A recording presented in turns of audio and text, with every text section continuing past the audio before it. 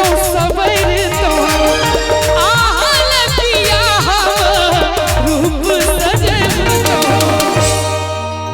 कि बड़ा मन कर पिया सज तो सबर तो अरे आहल पिया रूप सजब तो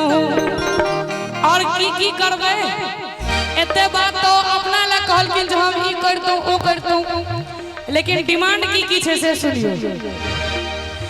कि जयपुर के लहंगा चोली आ रही का के चुनरी पिया लेने कि जयपुर के लहंगा चोली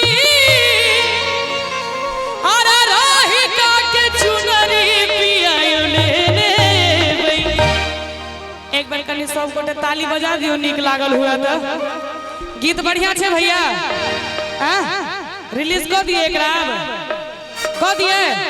एक बार दोनों हाथ उठा दियो सब गोटे आ पिया यौ पहिरब लहरदार लहंगा लेने पिया यौ पहिरब लहरदार लहंगा लेने पिया यौ साटब हम लीला बिंदिया लेने हरियर हरियर चूड़ी हरियर बिंदिया पिया लेने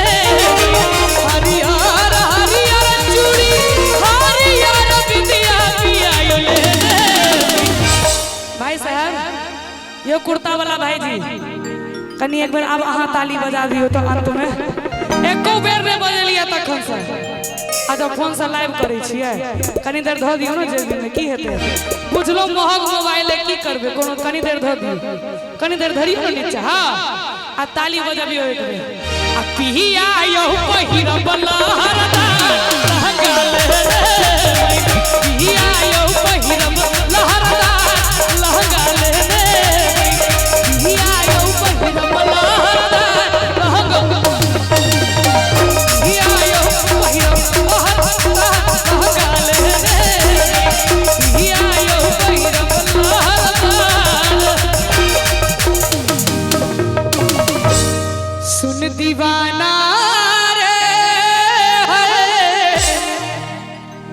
दीवानी कहिए जमाना